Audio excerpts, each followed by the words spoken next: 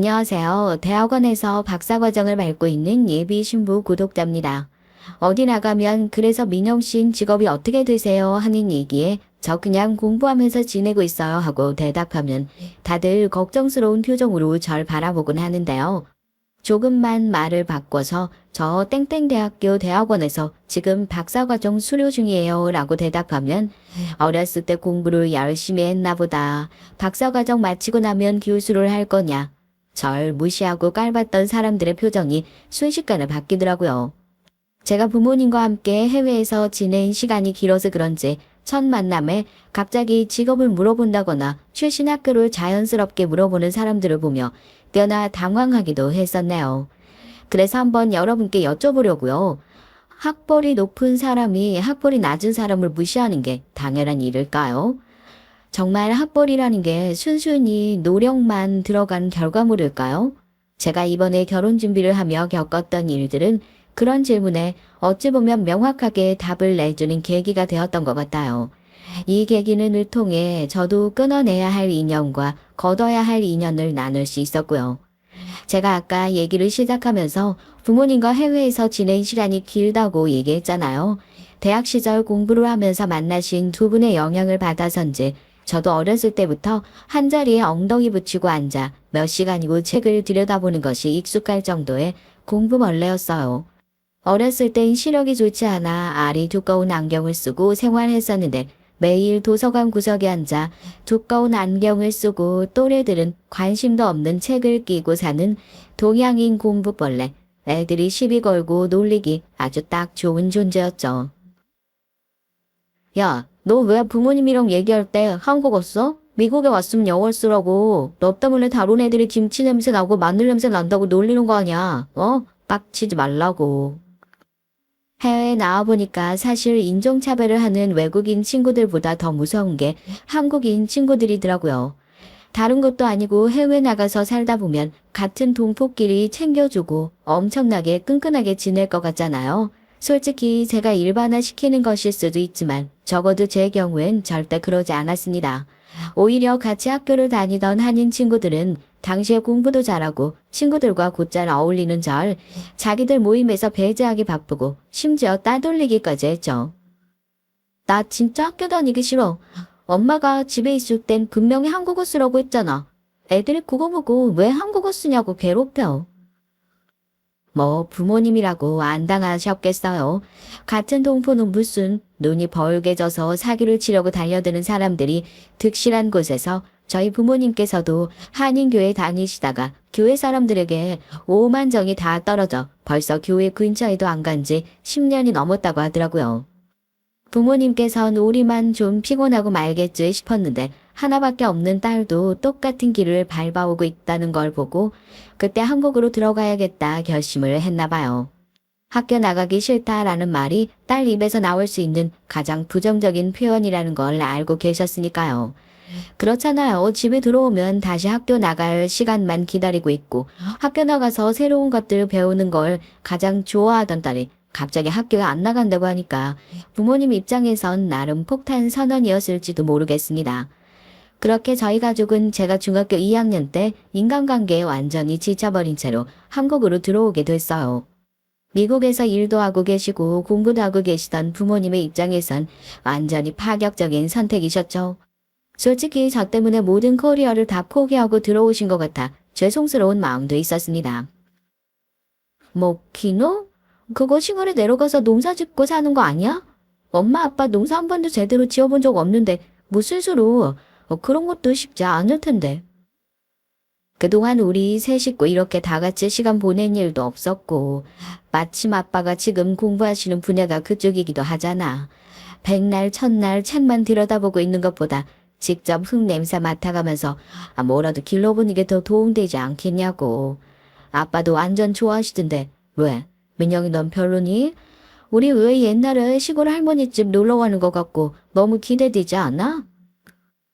걱정을 왜 했나 싶더라고요. 엄청나게 긍정적인 저희 부모님께선 이왕 한국에 내려온 거 시골에서 세 식구 단란하게 살아보는 게 소원이었다며 귀농행을 통보하셨습니다. 저야 부모님이랑만 같이 있을 수 있다면 도시에 살든지 뭐 시골에 살든지 그런 건 크게 중요하지 않았고요. 그저 갑작스러운 환경 변화에 부모님께서 잘 적응하실 수 있을지 그게 걱정이기만 했죠. 그러나 그런 걱정 역시 완벽하게 시골살이에 적응하시는 부모님을 보고 얼마나 쓸데없는 걱정인지 알게 됐고요. 지영이 왔니? 엄마 지금 하우스에 들어가 있는데 너도 얼른 옷 갈아입고 와서 엄마 좀 도와줘. 오늘 저녁은 저기 텃밭에서 상추 뜯어서 간만에 삼겹살 파티라도 할까? 어렸을 때 제가 기억하는 부모님의 모습은 항상 바빠서 잘 돌봐주시지도 못하고 항상 서재에 틀어박혀 심각하게 대화를 나누시던 것 뿐이었는데 이곳에 내려온 지 딱 2년이 지나니까 멀리서 봐도 농부지가 확연하게 날 정도로 시골살이에 완벽하게 배어들어 있으셨어요. 시골에 내려온 이유는 그동안 널 너무 외롭게 놔둔 것 같아서 미안해서라는 말이 실감이 나더라고요. 뭐 남들은 시골에서 공부하다 보면 뒤처지지 않을까. 그래도 학군 생각해서 도시로 이사를 가는 게 좋지 않냐 하고 있을 때 저희는 오히려 반대로 내려온 상황이니까요. 가족들과 뭘 함께 할 수 있고 시간을 보낼 수 있다는 것만으로도 너무 행복했습니다. 확실히 빠르긴 하네. 여긴 그래도 좀 시골이니까 대학 진학 문제는 좀 덜 신경 쓰이지 않을까 싶은데 엄마 오늘 담임 선생님이랑 통화했었잖아? 너 대학은 어디 생각하고 있냐고 대본을 물어보시더라고. 너 전교 1등이었다며? 야, 엄만 그것도 까맣게 모르고 있어서 오늘 선생님이랑 통화하면서 얼마나 민망했는 줄 알아? 너 그런 일 있으면 좀 자랑을 하지. 무슨 자랑을 해. 학교에서 성적표 보여줘도 뜯어보지도 않고 버리는 게 엄만데. 안 그래도 선생님께서 무슨 지역 균형인가 뭔가 그 전형으로 가면 아무리 시골이라고 하더라도 명문대학 들어가는 거 어렵지 않으니까 차근차근 잘 준비해보라고 하시더라고. 엄마는 그래. 사람들이 다 가라고 하는 곳 안 가도 괜찮으니까 네가 제대로 하고 싶은 게 뭔지 고등학교 3년 동안 잘 생각해봐. 알겠지? 친구들이랑 추억도 많이 쌓고. 분명 어렸을 때 하루 종일 앉아서 공부한 기억밖에 없는데 저희 가족 중에 그 아무도 그걸 강요하거나 억지로 시켰던 사람이 없었던 거였어요. 저희 엄마 얘기를 들어보시면 바로 아시겠지만 제 성적에 크게 연연하지 않으시는 분이에요. 물론 아빠도 마찬가지셨고요. 세상에 그런 부모님이 이렇게까지 자식의 성적에 신경을 쓰지 않아도 되는 건가 싶을 정도로 무관심하실 때도 있었죠. 초등학교, 중학교, 고등학교에 올라갈 때까지 학교에서 오는 성적표를 단 한 번도 열어보신 적이 없으셨으니까요. 그렇다 보니 한국으로 돌아온 딸이 학교에서 전교 1등을 하고 있다는 사실조차 까맣게 모르셨고요. 넌 왜 그런 기쁜 소식이 있는데 자랑 한 번을 안 했냐고 오히려 저를 타박하시는데 제가 얼마나 어이없었겠어요. 민영아, 정말 이걸로 괜찮겠어? 꼭 농어촌 전형이라고 해서 학과 선택을 이렇게 할 필요는 없어. 지금 네 성적 가지고는 오히려 더 노려볼 만하거든. 학교정 추천도 보정되어 있고 선생님이 너무 아까워서 그래. 솔직히 이쪽 단대는 취업도 그렇고 다른 학과에 비해서 성적이 조금 떨어지는 편이라서 너처럼 공부 잘하는 애들이 쓰기엔 너무 아까울 것 같아서 그래. 아니에요, 선생님. 저 충분히 고민하고 결정한 거예요. 그냥 이렇게 진행하려고요. 보고 배운 게 도둑질이라고 결국 자원고등학교 3학년 때 담임 선생님의 만류에도 불구하고 S대학교 농대에 지원하게 됐어요. 다른 학과에 비해서 농대가 성적이 조금 떨어진다면서 차라리 의대 같은 곳에 지원해 보는 게 어떻겠냐 엄청 말리시더라고요. 학교에서도 현수막 한 장 더 걸 수 있는 좋은 기회인데 얼마나 아쉬웠겠어요. 담임 선생님은 제가 수시로 지원할 학교를 고르자마자 저희 엄마한테 전화를 하셨고 그러시더라고요. 아마 어떻게든지 저희 엄마의 마음을 돌려 설득해 보시려는 생각이었겠죠. 어쩌면 저보다 더 쿨하신 저희 엄마가 원하는 대로 가게 해주고 싶지 설득해서 마음 바꾸게 하고 싶은 생각 없다. 단호하게 얘기를 해주셔서 더 이상 담임 선생님의 눈물겨운 설득을 피할 수 있었죠. 요즘 뭐 대학 들어가면 대학생들 부모님 돈으로 먹고 논다고 그러는데요. 저처럼 대학생활 뽕 뽑아가면서 한 사람 또 있을까 싶어요. 처음에 학교에 들어갔을 때도 내가 원하는 걸 내 힘으로 선택했다는 기쁨에 내가 선택한 공부를 원하기만 하면 얼마든지 할 수 있는 환경이 갖춰져 있다는 것이 저에겐 정말 신세계처럼 느껴지더라고요. 비록 수업이 끝나고 나서도 궁금증이 해결되지 않아 번쩍번쩍 손을 들어대는 통에 같이 수업을 듣던 친구들의 따가운 눈총을 받긴 했지만요. 매일 너무 설레고 재미있기만 하더라고요. 이쪽으로 따로 공부해 본 적이 있니? 성적이 엄청 좋네. 대학교 졸업하고 나서 진로는 생각해 봤어? 공부 쪽으로 소질 있는 것 같은데 대학원 공부도 생각해 보지 그러니? 대학교 들어오고 나서 좋은 인연들 많이 만났죠. 같이 어울려 다니는 친구들도 그랬고 예비 신랑도 예비 시어머니도 모두 공부하다 만난 사이거든요. 좀 특이하긴 한데 사실 예비 신랑을 만나기 전에 먼저 만났던 것이 예비 시어머니였습니다. 대학교 2학년 1학기 중간고사 시험을 치고 나서 당시에 제 전공 선택 과목을 가르치던 교수님께서 저한테 시험이 끝나고 나서 따로 얘기를 했으면 좋겠다 말씀을 하셨고요. 교수 사무실에서 저한테 이쪽 전공을 제대로 공부해 볼 생각이 없냐 하면서 대학원 제안을 해주셨거든요. 그때까지만 하더라도 이 특별한 인연이 생각보다 꽤나 길어질 거라고는 예상하지 못하고 평소에 관심이 있었던 분야기도 하고 부모님께서도 항상 대학원 진학에 대해선 긍정적으로 생각하고 계셨으니까 냉큼 들어가겠다 얘기를 했어요. 그런데 제가 교수님한테 붙들려 있다가 나오는 것을 본 친구들이 한마디씩 하더라고요. 너 설마 그 교수님 제자로 들어가기로 한 거냐면서요. 맞다고 하니까 지금이라도 안 늦었으니까 대학원 안 간다고 얘기하고 오라고 절 다 같이 뜯어 말리는 겁니다. 야, 너 저 교수님 수업 못 들어서 그래? 너나 하필이면 연구실을 골라도 저렇게 대학원이 제일 고르면 안 되는 교수님 연구실로 딱 골랐냐. 응. 저 교수님 대학원생들한테 갑질하는 걸로 유명한 교수님이잖아. 별명이 임신중이라잖아. 임신중? 그게 무슨 소리야? 교수님 뭐 임신이라도 하셨어? 나이도 있어 보이던데. 넌 왜 이렇게 한국말을 못 알아듣냐 답답해하던 친구가 그게 아니라 교수님에게 붙게 된 이해가 잘 되지 않는 별명의 유래를 설명해 주더라고요. 뉴스로 갑질이니 뭐니 이런 얘기 많이 들어보긴 했지만 실제로 그걸 보면서 걔는 과장이 아닐까? 실제로 사람한테 저런 짓을 할 수 있는 사람이 누가 있을까 생각만 했었거든요. 밤이고 낮이고 상관없이 뻑하고 생각이 났다 싶으면 자기 대학원생들한테 전화해서 이거 먹고 싶다 저거 사와라 하고 시킨대잖아. 나 아는 언니도 그 교수님 연구실에 들어갔는데 갑자기 새벽에 뜬금없이 전화를 해가지고는 자기 샤인머스켓이 먹고 싶다고 당장 사오라고 그랬대잖아. 난 처음에 그 얘기 듣고 무슨 괴담인가 싶었다니까. 그리고 그 교수님 자기 제자들 중에서도 등급 매겨놓고 부모님이 괜찮은 직장에 다니고 있다, 좀 산다 하면 특별관리 대상으로 분류해놓고 걔네한테만 맨날 밥 사주고 뭐하고 한다잖아.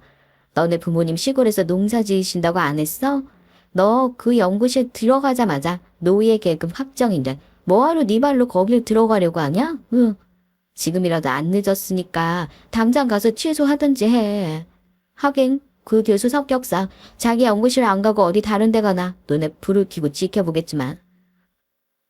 동기가 들려준 얘기 믿겨지세요? 이미 그 교수님은 대학원들 사이에선 아름아름 소문이 꽤나 난 갑질 교수더라고요. 솔직히 그때까지만 해도 동기에게 그 얘기를 전해 들으면서도 믿을 수가 없더라고요. 밑에서 공부하는 학생들이 교수님에 대해서 안 좋은 감정을 가질 수밖에 없을 거고 그러다 보니 소문이 안 좋은 쪽으로 퍼진 게 아닐까 싶었습니다. 뉴스에 나와도 모자랄 것 같은 너무 허무맹랑한 소리였으니까요. 그래서 그 얘기를 듣고도 기어이 그 연구실로 들어가게 됐냐고요? 속 터지시는 소리일 수도 있겠지만 네 맞아요. 어떻게 보면 호랑이 굴에 제 발로 기어 들어가게 된 거죠.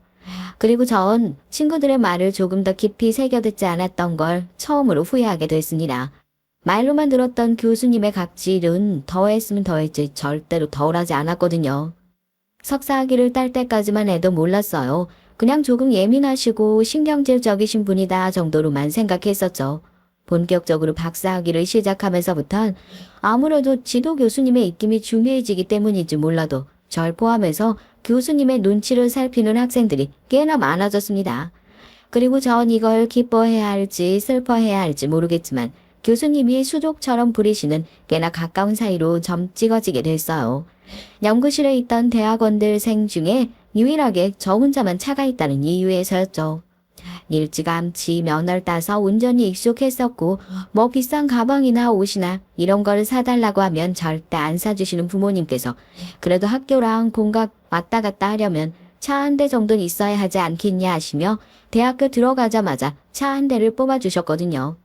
비싼 차는 아니었지만 그래도 친구들 사이에서 유일하게 중고차가 아닌 새 차를 끌고 다니는 바람에 저 하나밖에 없었던 집이 좀 사는 거 아니냐 하는 오해를 받기도 했어요. 그런데 차가 있다는 것이 마냥 좋은 일만은 아니더라고요. 적어도 대학원에 들어오고 나선 말이에요. 다른 사람들과 달리 언제든지 불러낼 수 있다는 것이기도 했으니까요. 연구실 들어온 지 얼마 안 되었을 때 한 번은 그런 일도 있었다니까요. 박사과정 진행하는 학생들은 대부분 연구 조교나 학과 조교를 하면서 부족한 생활비를 충당하곤 하는데 전 운 좋게도 학과 조교로 바로 일을 병행할 수 있었거든요. 그날은 연구실에 있는 식구들이 다 같이 점심 회식을 하러 가기로 했던 날입니다. 민영아, 네가 좀 먼저 출발해서 도착하면 가게 들어가지 말고 주차장에 차 대고 기다리고 있어. 내가 도착해서 연락할 테니까. 교수님은 저에게 다른 사람들보다 좀 더 먼저 출발해서 가게에 들어가지 말고 주차장에서 기다리고 있으라는 요상한 부탁을 하시더라고요. 왜인지 이유는 모르지만 그냥 그러라고 하시니까 식당에 도착해서 들어가진 않고 주차장에서 핸드폰을 보며 기다리고 있었죠. 점심시간만 되면 붐비는 식당이라 그런지 조금 지나니까 주차장에 자리가 없을 정도로 가득 차더라고요. 그때 교수님께서 전화가 왔습니다. 그리고 나서 저에게 하시는 말씀은 기가 막히기 짝이 없었죠. 도착했니? 너 차 어느 쪽에 있니? 비상 깜빡이 좀 켜봐 안 보이니까. 그래 보인다. 뭐 하고 있어 얼른 차 안 빼고. 조금 늦었으면 정말 자리 없을 뻔했네. 이게 무슨 소린가 싶어. 네 하고 되물으니까 제가 맡아놓은 자리에 본인 차를 대야 되니 차를 빼랍니다. 그러니까 저희 교수님께서는 점심시간만 되면 붐비는 가게니까 주차할 자리가 없을 거다 생각하고 일찌감치 저를 보내놓아 주차 자리를 맡아놓게 했던 거죠.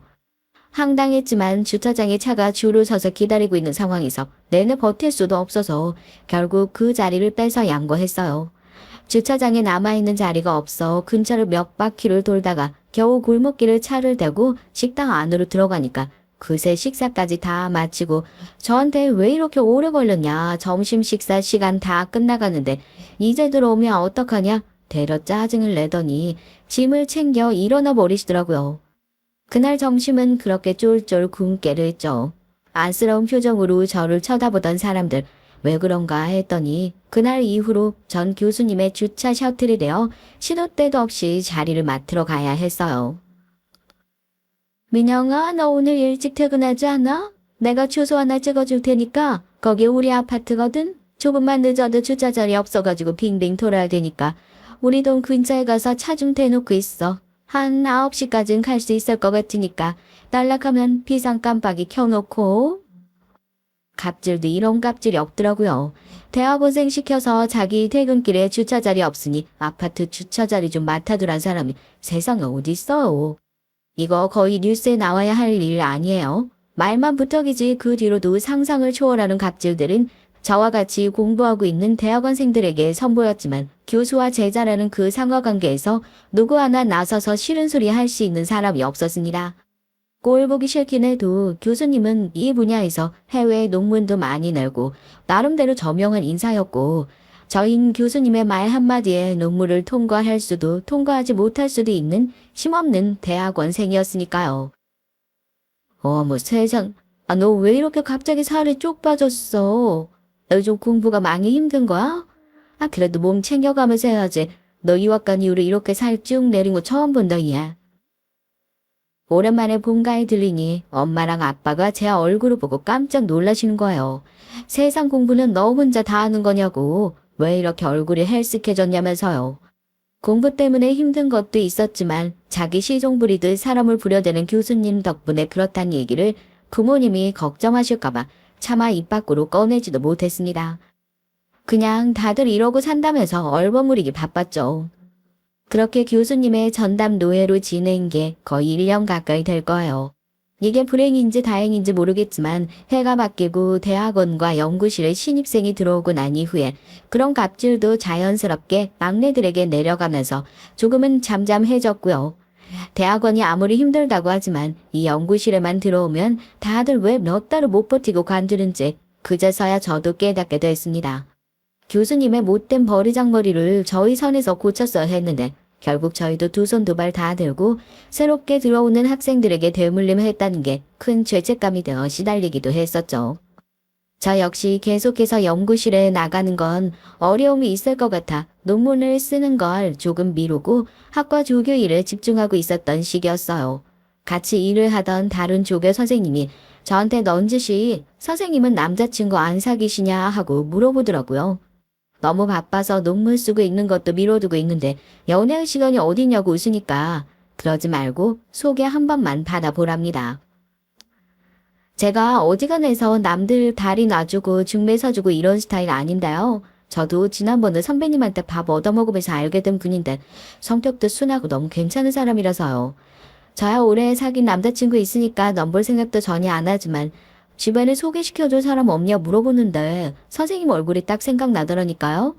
그냥 하는 소리가 아니라 진짜로 잘 어울릴 것 같아서 그래요.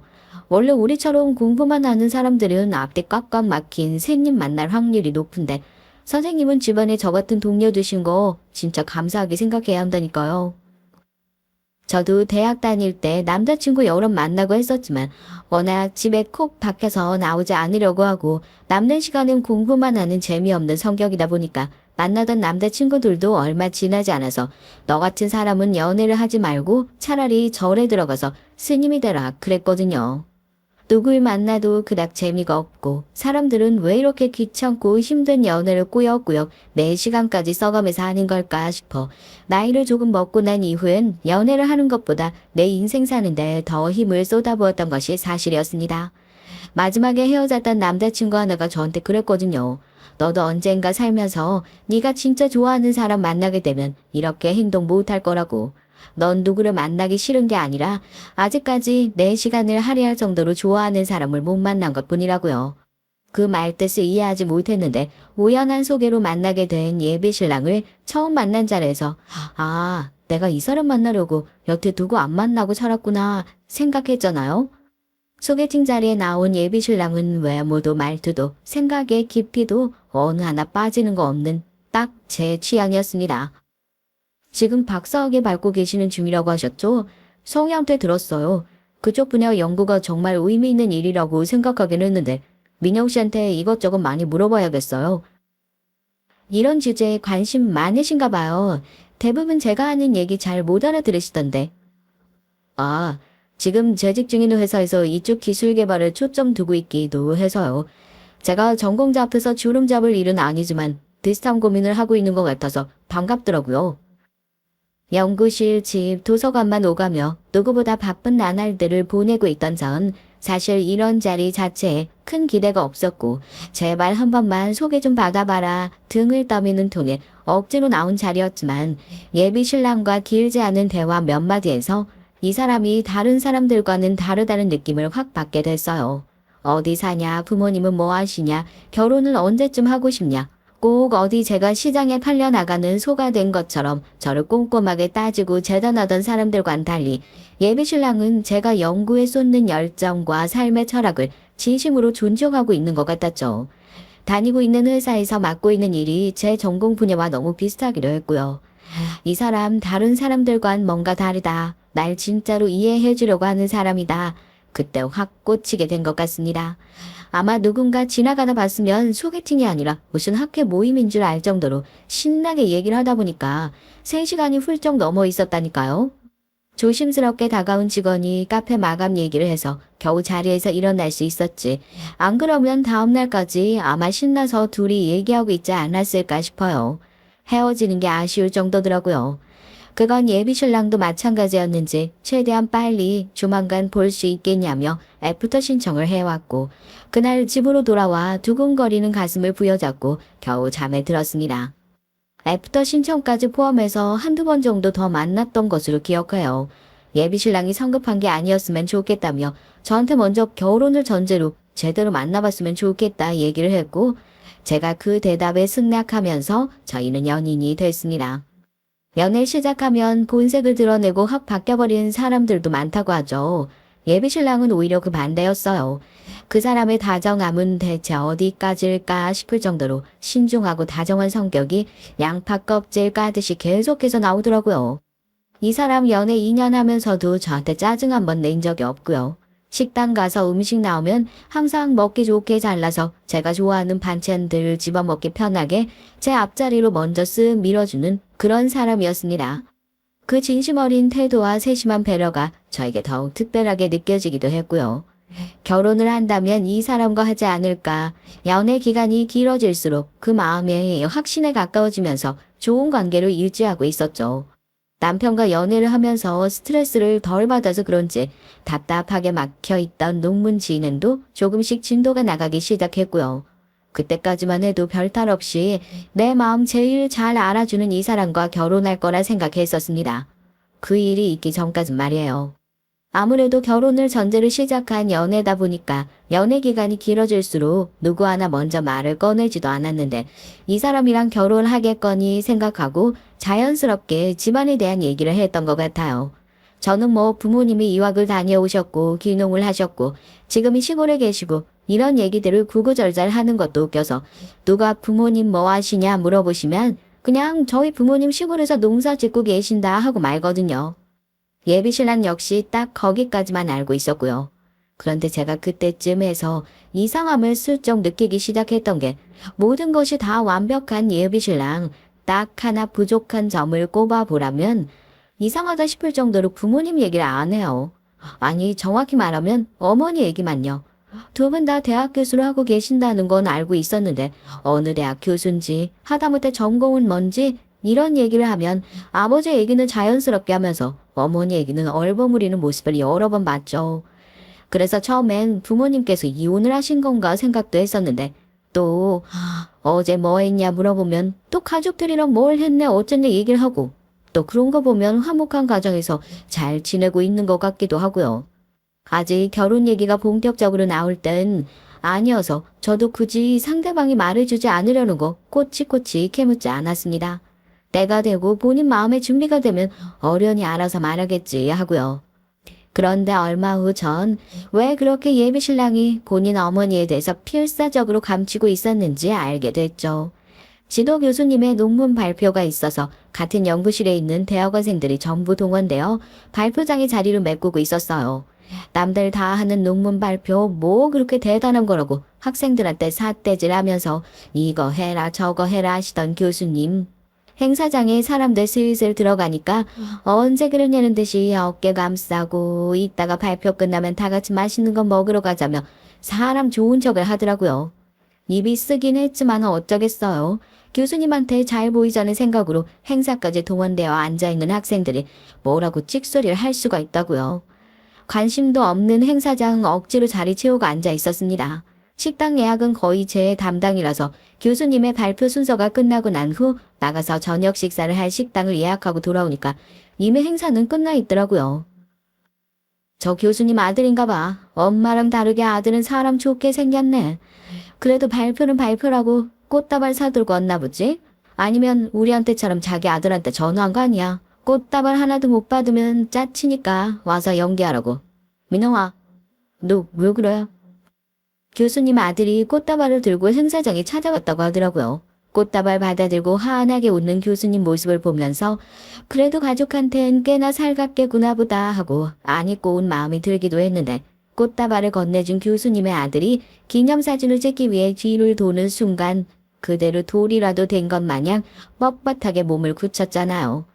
그러니까 제 지도 교수님, 학교에서 진상이라고 소문났던 그 교수님의 아들이 바로 제 남자친구였던 겁니다. 아 이게 무슨 일인가 싶어서 입을 쩍 벌리고 쳐다보고 있는데 시선을 느꼈는지 남자친구도 제 쪽을 쳐다보고 눈이 마주쳤죠. 뜨악하는 표정을 보니 이미 남자친구는 다 알고 있었구나 싶더라고요. 어떻게 이런 걸 날 속일 수가 있어? 김 교수님 아들이 당신이었다고? 다른 사람한텐 그렇다 쳐도 적어도 나한텐 얘기를 해줬어야지. 당신 다 알고 있었던 거 맞지? 내가 교수님 지도 학생인 거. 뭐 더 할 말이라도 있는 거야? 이미 있으면 변명이라도 해봐. 내가 무슨 변명을 하겠어. 미안해. 미안해, 미영아. 너도 연구실에 있으니까 알겠지만 우리 어머니에 대한 안 좋은 소문이 학교에 돌고 있는 거 나도 잘 알고 있어. 혹시라도 처음 만났을 때 어머니에 대한 얘기를 꺼내면 네가 괜히 편견 갖고 만날까 싶어서 말 못했어. 슬슬 결혼 얘기 나오면서도 나도 말해야지 했는데 타이밍을 놓쳐서 미안하다. 안 좋은 소문들, 내가 거기 있는 거 뻔히 알면서도 그게 그냥 안 좋은 소문이다 얘기하고 넘어갈 수 있는 일이야? 당신 어머니니까 당신이 더 잘 알 거 아니야. 결혼을 전제로 만나는 거면 더더욱 못 만나겠어. 난 그런 분 지도기수로 모시는 것만 해도 이미 지긋지긋해. 그런데 이제 결혼해서 시어머니로 모시라고? 난 그렇게 못하겠다. 그냥 우리 헤어져.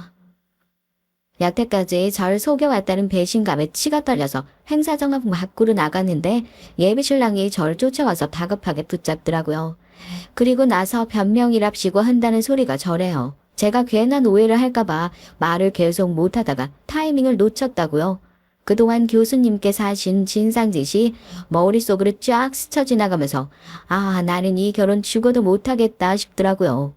자기 어머닌 찰석같이 좋은 사람이다 믿고 있는 예비신랑 앞에서 이랬네 저랬네 더 뒷담화하고 싶은 생각도 없고 깔끔하게 결혼은 아닌 것 같으니까 이만 헤어지는 게 좋겠다 이별 통보를 했습니다. 제 얘기를 들은 예비신랑 얼굴이 새하얗게 질려서 어떻게 헤어지자는 소리를 할 수 있냐. 자기는 못 헤어진다 그러더라고요. 별 수 있어요. 다 뿌리치고 저도 본가로 내려왔죠. 연락도 없이 본가로 어쩐 일이야? 노훈이? 왜? 뭐가 마음대로 잘 안 돼? 다짜고짜 연락도 없이 본가에 내려가서 엄마 얼굴 보니까 그제서야 눈물이 찔끔 나요. 저라고 뭐 냉혈한이라서 그렇게 헤어지자는 소리를 쉽게 했겠어요. 아무리 그래도 몇 년을 연애했던 사이인데 그렇게 칼로 무자르듯이 마음이 걷어지는 것도 아니고요. 집에 오자마자 눈물 찔찔 흘리는 절 보시더니 엄마가 바로 눈치를 채시고 만나는 사람이랑 뭐 문제 있냐 물어보셨죠. 어렸을 때부터 뭔가 안 풀리는 일이 있거나 고민스러운 일이 있으면 친구보다 먼저 찾아갔던 게 엄마였거든요. 그래서 이번에도 엄마에게 솔직하게 있었던 일을 털어놓고 내가 어떻게 하는 게 맞는 거냐 조언을 구했습니다. 당장 헤어지라고 목에 핏대를 세우실 줄 알았는데 또 그건 아니시더라고요. 글쎄요, 엄마 생각은 좀 다른데. 네가 일방적으로 이별 통보하는 바람에 그 사람도 어디까지가 오해고 어디까지가 사과해야 할 일인지 제대로 생각할 시간도 없었을 것 같은데? 물론 너한테 그런 중요한 사실을 속인 건 정말 잘못한 일이긴 하지만 헤어지는 바람에 제대로 반성할 시간도 없었잖아. 그 사람 입장에선 조금 억울할 수도 있겠다 싶어서. 그러지 말고 너도 후회 안 남게 제대로 얘기 한번 해보는 게 어때? 응? 이미 헤어진 마당에 얘기는 무슨 얘기를 하냐고 퉁퉁 부어 터진 눈으로 말하고 방으로 쏙 들어왔는데 다음날 아침에 시끌시끌한 소리에 밖으로 나가보니까 저희 집은 또 어떻게 알고 찾아온 예비신랑이 하루 사이에 잔뜩 헬쓱해진 얼굴로 거실에서 저희 부모님과 얘기를 나누고 있더라고요. 이게 꿈인가 싶어서 얼굴을 몇 번 꼬집어 봤는지 모른다니까요. 지금 여기서 뭐 하는 거냐고 왜 여기까지 왔냐고 그러는데 부모님 다 보시는 앞에서 창피한지도 모르는지 예비신랑이 눈물을 뚝뚝 떨어뜨리면서 미안하다 사과를 하더라고요. 민호아 진짜 미안해. 아무리 생각해봐도 내가 너무 잘못해서 사과는 제대로 해야겠다 싶더라고. 그냥 변명 같은 소리만 늘어놓고 너 보낸 게 너무 미안해서 적어도 사과라도 제대로 하고 싶어서 왔어. 우리 어머니 피곤한 사람인 거 누구보다 옆에서 같이 지내왔던 내가 제일 잘 알지. 처음 이별을 통보했었을 때까지만 하더라도 다시 받아줄 생각 정말 눈꽃만큼도 없었습니다. 몇 년을 연애했던 사람이니 마음 한편에 아쉬움이 남지 않았다면 거짓말이겠지만 결혼까지 생각했던 사람에게서 느껴지는 배신감은 그 정도를 훨씬 넘어섰으니까요. 그런데 그 사람이 제 부모님께 직접 찾아와 무릎을 꿇고 사과를 하던 날 사실 조금 흔들렸던 것도 사실이에요. 우리 어머니가 잘못된 부분 많다는 거 나도 알아. 그래서 내가 고쳐야지. 너한테 상처 줘서 정말 미안해. 이런 진심 어린 다짐을 들었는데도 끝까지 외면하는 건 저로서도 쉽지 않았습니다. 우리 부모님도 그날 예비신랑의 진심을 느끼셨는지 예비신랑 다시 보내놓고 나서 조용히 절 불러 한 말씀 하시더라고요. 네가 정말 후회만 안 남겠다면 예비신랑한테도 예비시모에게도 한 번은 더 기회를 주는 것도 괜찮지 않겠냐고요. 그동안 사이가 안 좋았던 지도교수라 생각하지 말고 정말 예비 시어머니다 생각하고 다시 만나보고 얘기해보는 건 어떻니? 사람이라는 게 굉장히 입체적인 법이잖아. 나도 너희 아빠 처음 봤을 때 그랬거든. 앞뒤 꽉꽉 막힌 새님. 아우 저런 사람 절대 만나지 말아야지 하고. 내가 너희 아빠한테 속으로 한 번 더 기회 안 줬으면 이런 가정 꾸릴 수 있었겠어?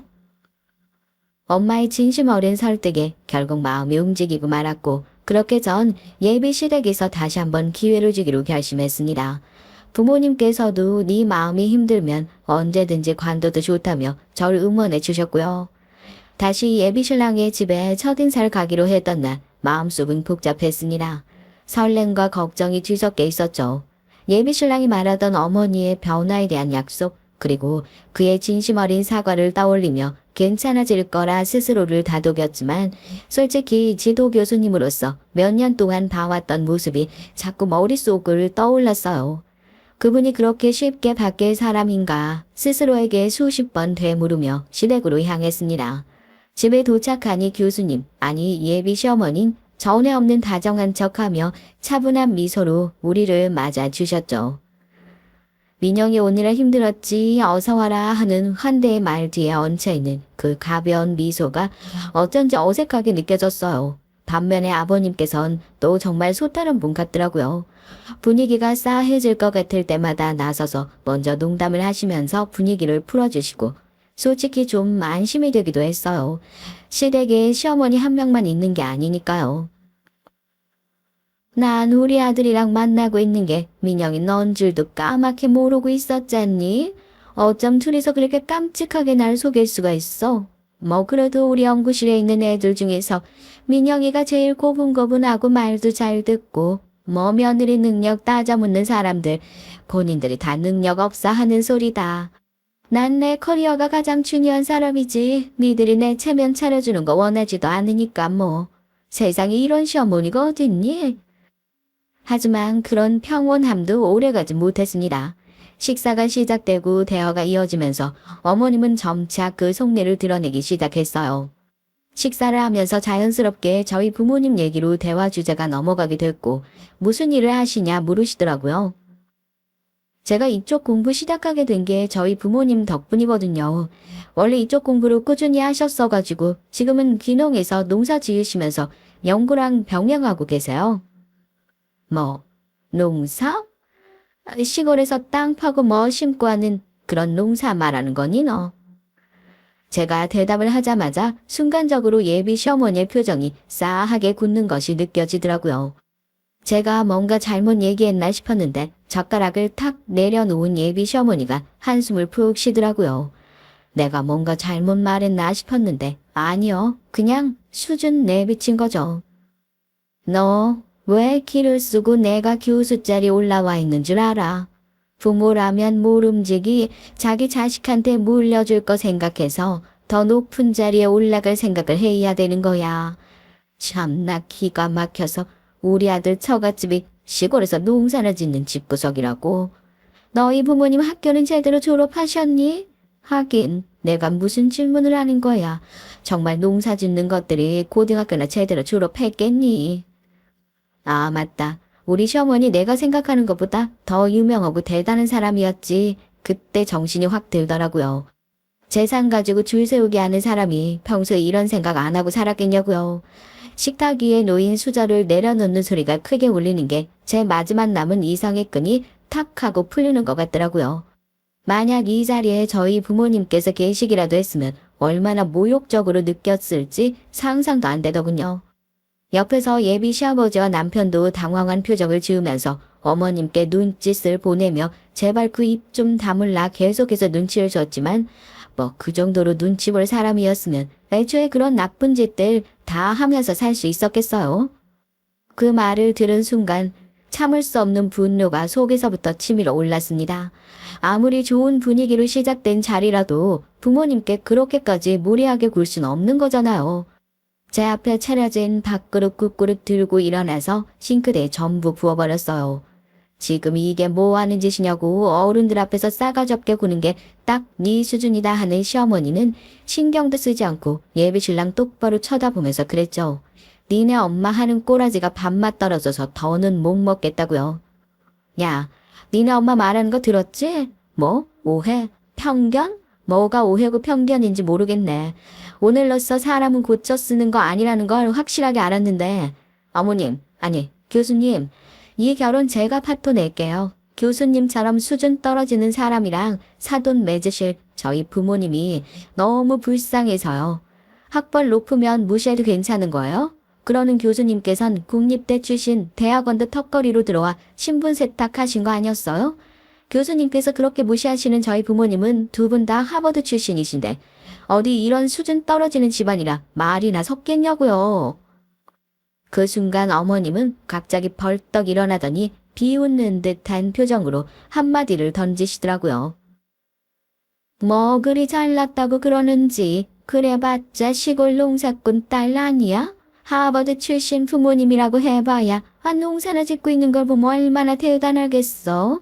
그 학벌이 정말 하버드면 내가 여기서 무릎이라도 꿇겠다. 그 말을 듣고 기가 찬 전 예비시모를 똑바로 쳐다보면서 저희 부모님에게 전화를 걸었고 지금 바로 문자로 졸업증명서를 보내달라고 말씀드렸어요.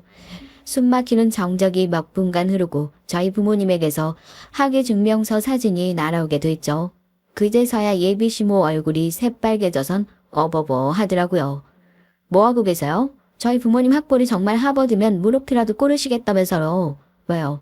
막상 무릎 꿇으려니까 못하시겠어요? 제가 꿇려드려요? 그래도 창피한 건 아는 모양인지 입 꾹 다물고 아무런 말도 하지 못하는 예비시모에게 마지막으로 일침을 날려주고 돌아섰습니다. 그래봤자 어디 지방대 출신에 아등바등 대학원 들어와서 명문대 나온 행세나 하고 다니는 누구보다 훨씬 더 대단하신 분들이니까요. 수준 떨어져서 정말. 그러곤 현관으로 향했죠. 뒤에서 예비신랑이 다급하게 따라왔습니다. 민호아 진짜 미안해. 어머니가 지금 흥분해서 그런 거야. 우리 다시 얘기해보자. 응? 난 너 없으면 안 돼. 양심 있으면 잡아라. 응? 니네 엄마 정신 차리게 해서 데려오면 그 사과 받을진 고민 한번 해볼게. 이 꼴까지 다 보여놓고 다시 한번 얘기하자고? 그러면 너 너무 양심 없는 거 아니니? 마지막 기회였어. 내가 줄 수 있는 다시는 내 인생에 끼어들지 마. 뒤돌아보지도 않고 매몰차게 그 무식한 집구석을 떠나왔습니다. 이별의 슬픔도 아쉬움도 뭐 하나 남지 않고 마음이 홀가분하더라고요. 저희 부모님에 대해서 함부로 떠들어대는 그 무식한 교수 뺨이라도 한데 퍼올리고 왔어야 했나 싶은데 똑같이 무식한 사람이 되지 말자 싶기도 하고요. 그리고 나서 연구실에 있는 제 짐을 다 정리해서 집으로 돌아왔습니다. 아무리 속 시원한 복수를 했다곤 하지만 저에게도 나름의 시간이 필요할 것 같아서요. 그리고 얼마 지나지 않아 전 휴식보다 더 달콤한 소식 하나를 접하게 됐어요. 내 복수가 조금 싱거웠나 싶었는지 세상이 나서서 제 복수의 양념을 쳐주고 있더라고요. 며칠 뒤 학교 커뮤니티에 대단하신 지도 교수님의 학력 위조에 대한 글이 올라오기 시작했습니다. 처음엔 익명 게시글 하나로 시작됐지만 점점 더 많은 사람들이 댓글과 추가 증거를 올리면서 공론화됐죠. 농대 K 교수님이 해외 대학원 졸업이라고 하셨는데 얼마 전에 그 대학원 동문회 연락해서 확인해보니 졸업생 중에 그런 이름이 없다는 답변 받음. 이거 학력 위조 아님? K 교수 이미 학생들 사이에선 시어머니보다 더한 갑질로 유명세 타고 있는 중. 학력 위조까지 제대로 터져서 완전히 나락가길 바라는 사람들 줄 서서 기다리고 있음. 남들한테 관심 많은 사람들이 그걸 그대로 놔둘 리가 없죠. 남는 게 시간인 대학생들이 다 달려들어 예비시모의 뒷조사를 하기 시작했습니다. 그리고 얼마 지나지 않아 커뮤니티엔 K 교수의 실체를 고발합니다 라는 글과 함께 학력 위조 논란 포함해서 그동안 교내에서 일으켰던 문제들이 낱낱이 적혀 올라오게 됐어요. 게시글의 파장은 엄청났습니다. 순식간에 공론화가 됐고 기자들이 관련 기사를 쓰기도 했고요. 놓고 온 짐이 있어서 연구실에 다시 방문했을 때 보니까 문 앞에 학력 2조 갑질 교수 처벌하라 같은 이본이 달려있는 화환이 지우비에 있더라고요. 결국 K 교수 예비 시모 병가를 내고 학교에 나오지 않기 시작했습니다. 그뿐만이게요. 공식적으로 학력 검증 요청이 들어가면서 몇 주 뒤 학력 위조가 사실로 밝혀졌고 갑질에 당한 학생들이 함께 모여서 고소를 준비하고 있다는 소식까지. 이보다 완벽한 복수의 양념이 또 있을까 싶더라고요. 솔직히 속이 다 시원했죠. 그렇게 학력으로 다른 사람을 깎아내리던 분이었는데 정작 자신은 진짜 학력이 아니었었다니. 제 무덤 제갑한 꼴에 팔짱 끼고 감상했다니까요. 그 후로 예비 신랑에게서 긴 장문의 사과 메시지가 여러 번 날아왔습니다. 얼마나 미안해하는지 정말 자기 어머니를 객관적으로 바라보지 못하고 살았던 건 안쓰럽다 생각하지만 그렇다고 해서 확고한 제 결심을 돌릴 수는 없었어요. 학벌이니 배경이니 그런 걸로 부모님을 깎아내리려던 그 가족과는 절대 함께 살 수 없다는 걸 너무나도 잘 알았거든요. 내내 오는 메시지를 무시하고 있다가 이곳에 사연을 보낼 생각을 하면서 처음으로 답장을 해줬네요. 학벌로 사람을 판단하는 건 너무나 무의미한 일이고 상대방을 깎아내리기 위한 핑계일 뿐이라고요. 앞으로 내가 선택할 사람은 진심으로 나와 내 가족을 존중할 줄 아는 사람일 거라고. 그 메시지를 끝으로 지독했던 인연 깔끔하게 마무리한 것 같아 홀가분하기만 합니다. 안녕하세요. 저는 오사카에 거주 중인 30대 임산부랍니다. 지난달까지는 한국에 있었지만 아이를 위해 일본으로 다시 돌아왔어요. 전 아버지가 한국인, 어머니가 일본인인 혼혈이랍니다. 아버지는 대리를 사위로 외할아버지께서는 아버지를 어머니보다 더 많이 의지하고 믿음직스럽게 생각하세요. 물론 초반엔 아버지의 국적 때문에 자리 잡기 힘드셨다고 들었습니다. 하지만 그것도 얼마 못 가 쏙 들어갈 정도로 아버지의 능력이 뛰어났다고 하더라고요. 지금도 외할아버지께서는 어머니가 제일 잘 하신 일이 두 가지 있는데 하나는 아버지를 만난 거고 두 번째가 절 낳은 것이라고 농담처럼 말씀하세요. 전 아버지의 영향으로 늘 집에선 한국어를 사용해야 했어요. 어머니께서도 능숙하게 한국어로 구사하셨고요. 그래서인지 전 한국에 대한 로망이 있었습니다. 그래서 대학은 무슨 일이 있어도 한국에서 다니겠다고 결심했고 그 꿈을 이루었죠. 남편을 처음 만난 것도 한국에서 공부를 하던 때였어요. 서점에서 아르바이트를 했는데 남편도 함께였죠. 저보다 나이도 많은 남편은 다니던 회사를 그만두고 서점에서 일을 하면서 일본으로 유학을 갈 계획을 세우고 있었고요.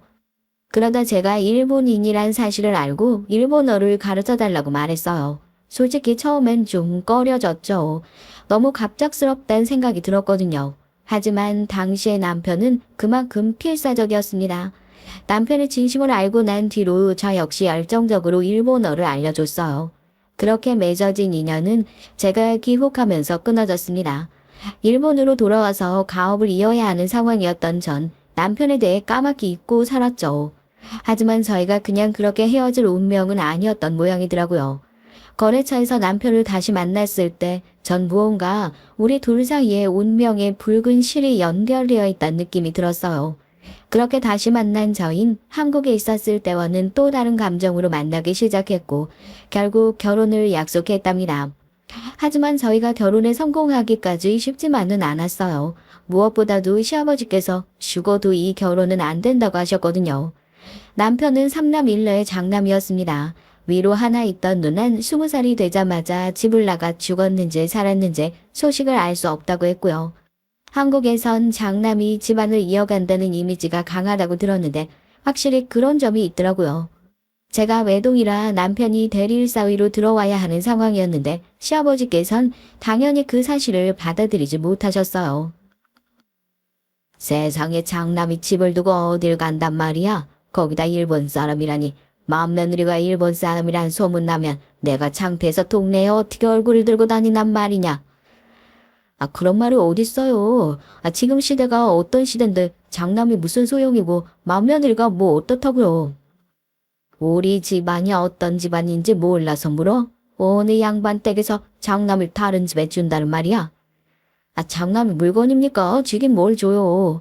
그리고 우리 집에 무슨 양반이라고 거창하게 말씀하시지만 결국 사업으로 다 날려먹었으면서 아직도 양반 타령이세요? 그 입 닥치지 못해? 우리 집이 어떤 곳인지 장남인 네가 더 잘 알만한 놈이 뭐 어디다 대고 함부로 입을 놀려? 내가 널 그렇게 키웠어? 아버지께서 언제 저를 키우기나 하셨어요? 시아버지는 남편의 말에 얼굴이 벌겋게 달아오르시더니 손에 잡히는 대로 던지기 시작하셨죠. 저의 첫 시댁 방문은 그렇게 막을 내렸답니다. 시아버지의 반대는 생각보다 강력했어요. 그 뒤로 몇 번이나 찾아갔지만 소용이 없었죠. 남편에겐 남동생만 둘이 있었는데 둘 다 일찍 결혼을 했어요. 그 때문인지 동서들이 저보다 나이가 많았답니다. 두 사람은 제가 시댁에 찾아갈 때마다 그 자리에 있었는데요. 절 이상한 눈빛으로 바라보더라고요. 기분 탓인진 모르지만 동서들 시선에 기분이 좋지만은 않았어요. 그날도 어김없이 당장 나가라는 호통과 함께 집을 나서는데 동서들이 제게 말을 걸더라고요. 아주버님 어디가 그렇게 좋은지 모르지만 이 집 문턱 넘기 어려울 것 같은데 그냥 포기하지 그래요? 여기 좋을 거 하나 없으니까. 이 정도면 충분히 한 것 같으니까 그냥 자기 나라로 돌아가요. 그런 눈치도 없어요. 당기는 사람 누가 있다고. 미련하게 구는 것도 정도 것이지. 이 정도면 민폐라고. 동서들은 귀찮게 하지 말라고 하면서 깊기야 짜증을 내기도 했죠. 아마 그냥 포기하고 헤어지고 말지 뭐 하는 짓이냐고 혀를 차실 분들도 있으실 거예요. 제 주변에 있는 많은 분들이 같은 이유로 절 말렸거든요. 하지만 전 남편을 포기할 생각이 없었습니다. 시아버지와 사이가 나쁜 남편은 굳이 허락받을 필요가 있겠냐고 했지만 전 저 때문에 남편과 시아버지가 완벽하게 단절되기를 바라진 않았거든요. 그런 시아버지께서 달라지신 건 정말이지 손바닥을 뒤집는 것보다 쉬웠어요. 그렇게 싫다고 하시던 시아버지께선 절 갑자기 집으로 들이시더니 아버지께서 무슨 일을 하시는지 제가 어떤 일을 하는지 구체적으로 물어보셨습니다. 저는 숨길 것이 없었기 때문에 시아버지께서 알고 싶어 하시는 것들에 대해 솔직하게 대답했죠. 그러니까 그 큰 사업을 하는 집안이란 말이지? 아버지께서 수완이 좋으셔서 외할아버지 때보단 규모가 많이 커지긴 했어요. 외할아버지도 늘 아버지를 칭찬하셨죠. 그런데 아버님, 갑자기 왜 그런 것들을 물어보세요? 내가 들은 것이 있어서 말이지. 한국에 눈을 돌리신다고 들었는데. 한국에 오셔서 직접 둘러보실 생각이신 것 같으세요. 그런데 아버님, 그런 소식은 어떻게 아셨어요? 기한 우리 집 장남이 대릴사위로 가야 한다는데 내가 그런 것도 모를 것 같아? 그런 말씀이 아니라 갑자기 불러서 저희 가족 사업에 대해 관심을 보이시게 무슨 일인가 해서요. 확인하는 거야, 확인. 그래서 결혼식은 어디서 할 생각이냐? 설마 일본에서 하는 것은 아니지?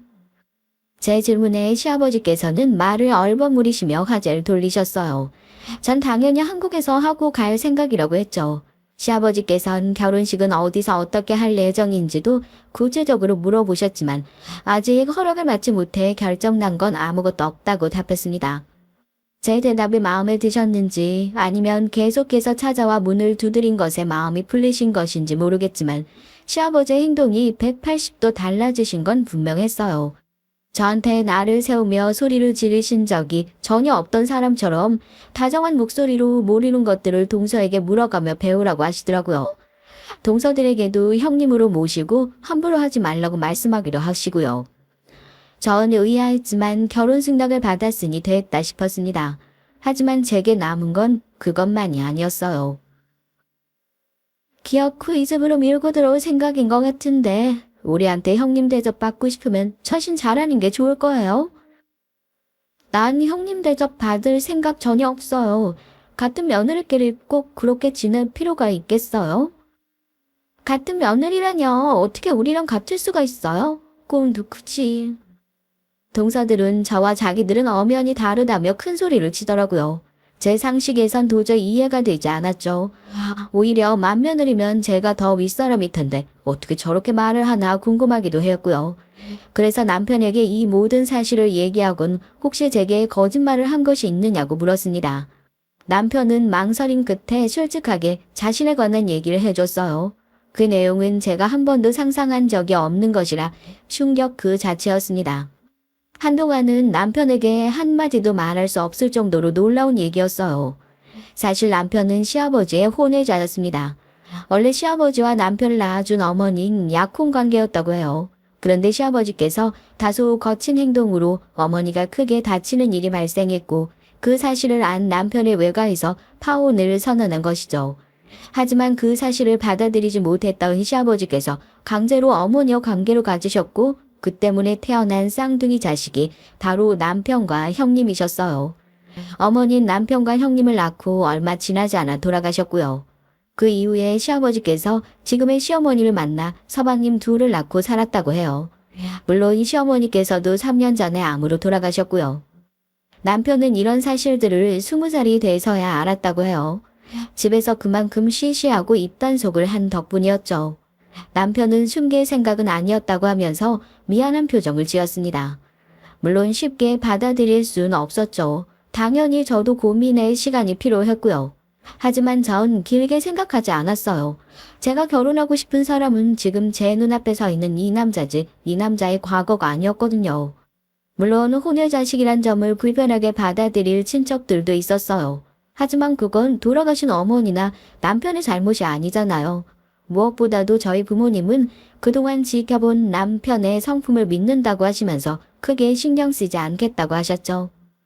약간의 위기가 있었지만 저와 남편은 무사히 한국에서 결혼을 하고 바로 일본으로 건너왔습니다. 남편은 다니던 회사를 정리하고 저희 집안 일을 돕기 시작했어요. 남편은 정말 성실하고 꼼꼼했습니다. 외할아버지도 인정하실 만큼 뛰어난 사람이었죠. 남편은 일본에서의 생활에 점점 안정감을 느끼는 것 같았어요. 반면 한국에는 1년에 한두 번 정도만 들어갔죠.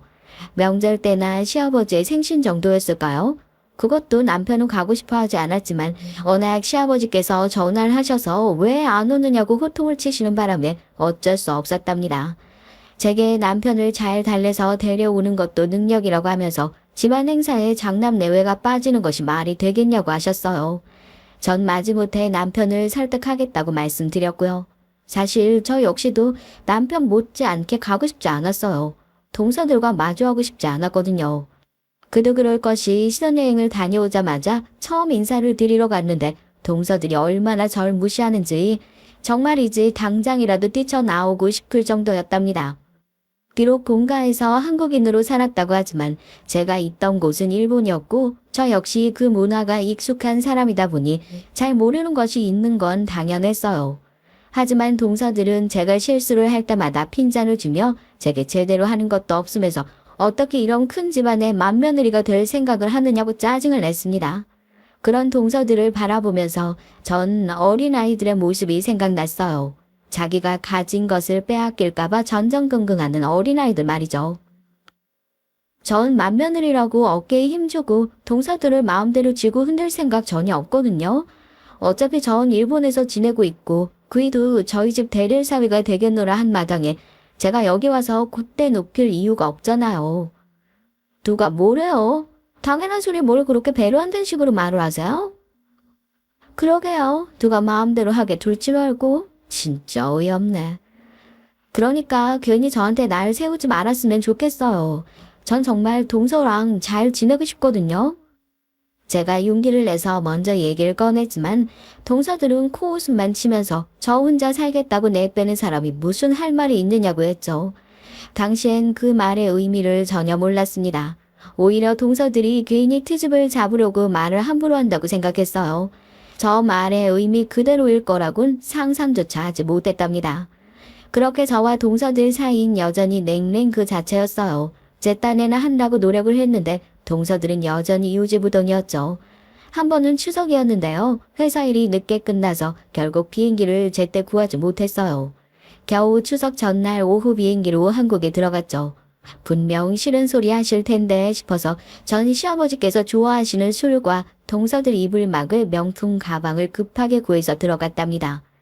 아니나 다를까 시아버지께선 조상들 차례를 지내는데 이렇게 늦게 어서 되겠느냐며 소리를 높이셨죠. 전 욱하는 남편을 말리며 늦어서 죄송하다고 사과를 드린 다음 준비해간 술을 꺼냈어요. 일본에서도 귀한 술인데 시아버지께서 바로 알아보시더라고요. 그리고는 헛기침을 하시며 슬그머니 술을 자신 앞으로 당기시고는 다음에 올 땐 시간을 넉넉하게 해서 차례 준비를 할 수 있도록 하라고 하시며 저녁이나 먹자고 하셨죠. 주방에선 동서들이 저녁 준비에 한창이었어요. 전 늦어서 미안하다는 말과 함께 선물을 건네며 저녁 준비를 돕겠다고 했죠. 그랬더니 설거지를 하던 막내 동서가 수세미를 3개 내려치더니 지금 사람을 뭐라고 생각하는 거냐면서 쏘아을 치더라고요. 고작 선물에 넘어갈 줄 알았냐고 말이죠. 이래서 사람을 드릴 땐 집안을 봐야 한다는 소리가 있지. 천박하게 어디서 고작 선물 쪼가리 하나 들고 와서 나 원참 형님네 나라에선 그렇게 했는지 모르지만 여긴 아니거든요. 하긴 반쪽짜리가 뭘 알겠어. 동서 지금 뭐라고 했어요? 반쪽짜리 그게 지금 사람한테 할 소리예요? 어디 틀린 말도 아닌데 왜 발끈하세요? 반쪽짜리 맞잖아요. 한국도 일본도 아닌 애매하게 진짜 끼리끼리 잘 어울린다고 해야 할지. 그 말이 딱이네. 끼리끼리 아주버님도 혼외자잖아. 거기다가 형님은 반쪽짜리 한국인이고 아주 천생연분 나셨어.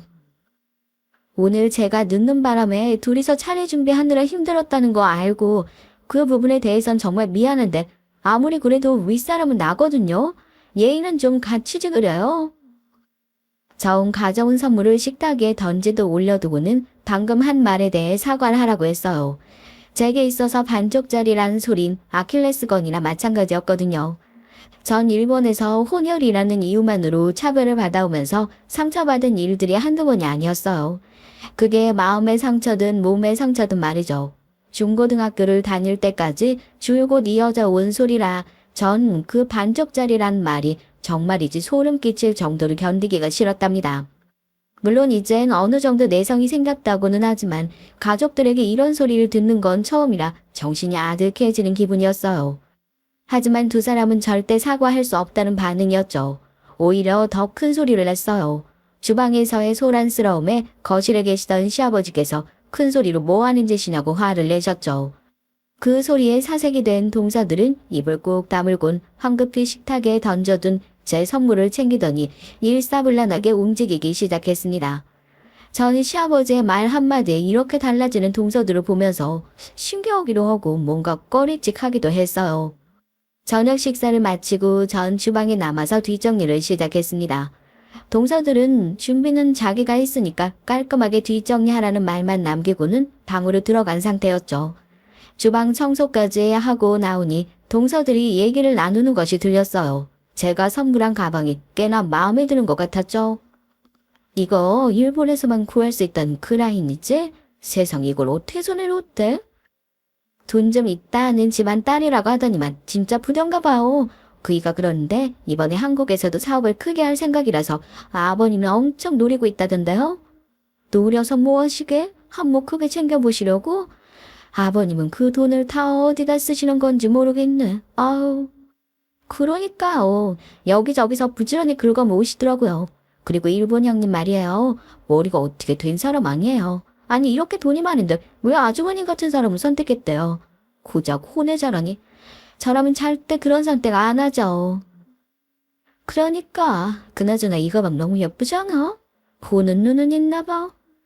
형님도 참 너무 좋은 티 내지 마세요. 기고만장할라. 두 사람이 쉬지 않고 입을 놀리며 남편과 저를 욕하더라고요. 그 와중에 가방은 마음에 들어하는 모습에서 참 속물도 이런 속물이 없구나 싶었죠.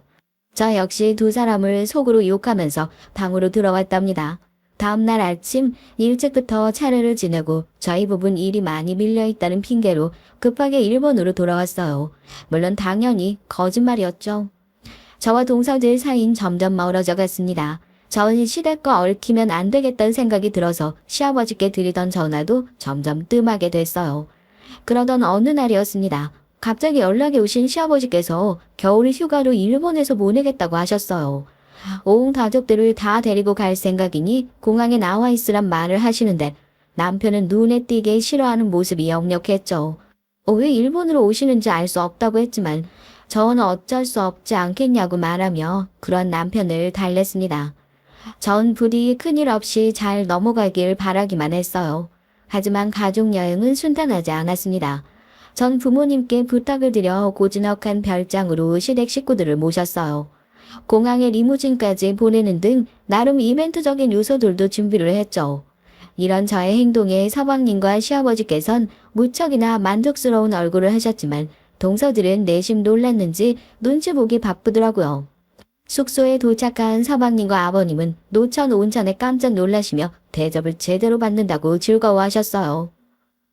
그래, 우리 집안 맏며느리답구나. 이렇게 오름 모실 줄도 알고. 안 그래도 몸이 찌뿌둥했는데 온천에 몸부터 담가야겠다. 우리 맏며느리 덕분에 아주 몸이 가뿐하게 가겠어. 고생했다. 네가 진짜 마지답게 잘 처신했어. 며느리 덕 좀 보자. 편한 시간 보내세요, 아버님. 혹시 술이나 더 필요하신 거 있으시면 저기 버튼 누르시면 돼요. 마사지사도 준비해뒀습니다. 그래, 잘했어. 역시 내 며느리네. 시아버지께서는 무척이나 흡족한 얼굴로 저를 칭찬하셨어요. 제 칭찬이 계속될수록 동서들의 얼굴은 점점 검게 변해갔죠. 전 서방님과 동서가 지낼 방도 안내하고는 제 방으로 돌아왔습니다. 줄곧 긴장을 해서 그런지 금방 몸이 녹초가 되었더라고요. 남편은 이렇게 할 필요 없다고 하면서 뭐가 예쁘다고 이렇게까지 준비를 하느냐고 했죠. 전 꼬투리 잡혀 두고두고 이 얘기거리 되는 것보단 이쪽이 낫지 않겠느냐고 말하며 남편에게 너무 미안해하지 말고 그저 평소처럼 행동하면 된다고 권해줬답니다. 저녁 시간이 돼 가족들이 다 한자리에 모였어요. 동서들 얼굴은 한결 아까보단 나아 보였지만 여전히 저와 시선을 맞추려 하지 않았죠. 맛있는 요리에 기분이 좋아지신 시아버지와 서방님들은 결국 술에 취해 몸을 가누지 못할 지경이 됐답니다. 사람을 시켜 각 방으로 모셔두고 나오는데 동서들이 절 기다리고 있더라고요. 피곤할 텐데 들어가서 쉬지 않고 절 기다리셨어요? 무슨 꿍꿍이에요? 우리 집안에 관심 없다고 하지 않았어요? 네, 관심 없어요. 분명 말했잖아요. 왜 사람 말을 못 믿어요? 믿게 해야 믿죠. 다른 속셈이 있는 것도 아니면 이게 다 뭔데요? 아버님 비위 맞추려고 아주 알랑방귀를 제대로 끼던데 뭘 노리냐고요? 노리긴 뭘 노린다는 말이에요? 그동안 우리 부부가 한국에 들어갈 일이 없다 보니까 가족들에게 미안한 일이 많아서 이번에 많이 할 생각으로 준비했는데 동서들은 마음에 안 드나 봐요. 제 설명에 동서들은 움찔하더니 제게 진정 다른 속셈이 있는 거 아니냐고 연거퍼 물어봤죠. 전 몇 번이라 다짐해줄 수 있다고 말하면서 필요하면 공증이라도 받으라고 했어요. 전 정말 시댁의 재산엔 관심이 없었거든요. 동서들은 알겠다고 하면서 행동을 조심하라는 경고를 남기곤 자신들 방으로 들어가 버렸습니다. 기분이 나쁘긴 했지만 이번 여행만큼은 온전히 참아주겠노라 생각했던 전 그저 아무 일도 없다는 듯이 행동했어요. 그렇게 여행은 무사히 끝나는 것 같았습니다. 하지만 마지막 날 식사를 하고 나오는데 동서가 거친 손길로 절 붙들더군요. 전 조여오는 손목이 너무 아파서 이거 놓고 얘기를 하자고 했지만 소용이 없었어요. 이게 무슨 행패예요? 우리가 어떤 마음으로 참고 살았는데 감히 우리 몫을 넘봐. 다른 속셈이 없다고 했던 말 다 거짓말이지. 진짜 사람 말 왜 이렇게 못 믿어요? 다요. 내가 뭐가 더 부족하겠어요? 그런데 왜 우리 걸 탐내느냐고요. 알고 있었죠? 아버님이 유언장 바꾸셨단 사실. 전 뜬금없이 튀어나오는 유언장이란 말에 고개를 갸웃거렸습니다. 시아버지께서 유언장을 미리 써두셨다는 사실조차 모르고 있었거든요. 전 유언장에 무슨 얘기가 있든 자신과는 아무런 관계가 없다고 말했어요. 하지만 동서들은 막무가내였습니다. 첫째 동선 사진 한 장을 내밀며 한글을 읽을 줄 알면 똑바로 보라고 하더군요. 사진에 시아버지의 유언장으로 보이는 서류가 찍혀 있었어요. 그곳엔 시아버지의 재산 중 3분의 1을 장남과 맏며느리에게 주겠다고 되어 있었죠. 저 역시 처음 듣는 소리라 당황하며 이게 사실이냐고 물었고요. 첫째 동선 제가 자신들을 놀린다고 생각했는지 더 거칠게 제 팔을 붙들고 앞뒤로 흔들기 시작했습니다. 그리고는 자신들 모르게 무슨 짓을 저지르고 있었느냐며 솔직히 다 얘기를 하라고 윽박을 질렀어요. 하지만 전 정말이지 해줄 말이 하나도 없었거든요. 시아버지께서 무슨 생각으로 저희 부부에게 재산을 그렇게 남겨주신다고 하는지 전혀 짐작조차 가지 않았습니다. 더럽고 치사한 시집살이 그동안 무슨 마음으로 참아왔는데 고작 돌아오는 게 이런 거라고? 아니 그것도 이 반쪽짜리 형님 때문에. 저 정말 모르는 일이라니까요. 저한테 와서 이렇게 얘기한다고 해서 달라지는 건 아무것도 없어요. 그러니까 따지고 싶으면 직접 아버님께 가서 얘기하세요. 두 사람의 막무가내 더 이상 참아줄 필요를 느끼지 못한 제가 동서들을 뿌리치며 소리를 높였습니다. 두 사람은 다른 가족들 들으면 어떻게 하려고 하느냐며 조용히 하라고 했지만 전 두려울 게 없었죠. 전 뭐가 그렇게 무섭냐며 하고 싶은 말이 있으면 크게 하라고 말했어요. 그러자 동서들이 사시나무 떨듯이 떨면서 후다닥 자신들 방으로 사라졌죠. 전 크게 한숨을 내쉬고는 남편에게 가서 모든 얘기를 전했습니다. 남편도 의외라는 얼굴로 제게 진짜 시아버지의 유언장이 맞느냐고 물었죠. 전 동서들이 그걸 가져와서 따져 물었으니 거짓말은 아닌 것 같다고 했습니다. 너 친내가 너무 많이 났나? 재산은 무슨? 남아있는 거라고는 선산이랑 그 주변의 땅 조금인데 그 땅도 묶여있는 거라서 따로 개발할 수도 없을 텐데 무슨 배짱으로 그런 소리를 유언장에 쓰시는지 모르겠네. 그리고 공장은 동생들이 맡아서 운영하고 있는데 무슨 헛소리람? 그럼 동서들도 잘 모르고 나한테 와서 따져 물었다는 거예요? 그런 것 같아. 녀석들이 사실대로 재수 씨한테 말했을 리가 없을 뿐더러 이런 사실을 밝혀주면 재수 씨 친정에서 가만히 있겠어? 남편은 동서들이 결혼할 때 있었던 일들을 얘기해 주더라고요. 시아버지께서 종갓집에서는 함에 넣어 보내는 것이 결혼식에 입을 한복과 간소한 예물 정도가 전통이라고 하셨으며 동서들에게 혼수로는 가전제품은 물론이고 집까지 해오라고 하셨다고 하더라고요. 전 그런 소리를 들은 적이 없어서 전혀 모르고 있었고요. 아니면 충분히 받으셨다고 생각하신 건지 모르겠지만 제게는 혼수 소리를 한 번도 하지 않으셨어요. 남편은 그렇게 혼수 준비를 해서 보냈는데 알고 보니 빈 껍질이라고 하면 재수 씨들 친정에서 가만히 있겠느냐고 했죠. 시아버지께서 돈 좋아하고 대접받는 걸 좋아하는 그런 분이라고 생각은 했지만 이렇게까지 동서들을 기만했을 거라고는 생각하지 못하다 보니 제게 화를 내던 두 동서들이 불쌍하다는 생각마저 들었죠. 남편은 시아버지의 유언장을 알고 있다는 사실이 밝혀지면 좋을 것이 없으니 그저 가만히 있으라고 하더군요. 전 내키지 않았지만 고개를 끄덕일 수밖에 없었습니다. 남편의 말이 있긴 했지만 저 역시 일이 바쁘다 보니 가족 여행의 마지막 날 있었던 일은 제 기억 속에서 차츰 희미해져 갔어요. 해가 바뀌고 설날이 됐죠. 이번엔 미리 비행기표를 준비해둬서 일찍 한국으로 들어가선 남편을 낳아주신 어머니의 산소에도 찾아뵙고 인사를 드렸습니다. 그리고는 차례 준비를 하려고 시댁으로 향했죠. 가족 여행 이후 한 달 조금 넘는 시간이 흘렀을 뿐인데 지방 분위기가 많이 달라진 것 같았어요. 무엇보다도 동서들의 표정이 무척이나 어두워 보였습니다. 전 무슨 일이 있느냐고 물었지만 동서들은 대꾸조차 하지 않았어요. 제가 도울 수 있는 일이라면 뭐든 할 테니까 얘기해봐요. 집에 무슨 걱정거리라도 있어요? 얼굴이 왜 이렇게 많이 상했어요? 한국에 있지도 않은 사람이 도와주긴 뭘 도와줄 수 있다고 그래요? 그 땅 값싼 동정 필요 없으니까 치워요. 형님한테 손 벌릴 일 없을 테니까 신경 끄세요. 우리도 자존심이 있지. 형님 따위한테 손 벌릴 수 없죠. 동서들은 여전히 날선 반응으로 잘 밀어냈습니다. 화가 치밀어 올랐지만 전 좋은 날 웃으면서 지나가자는 마음으로 애써 웃어 보였어요.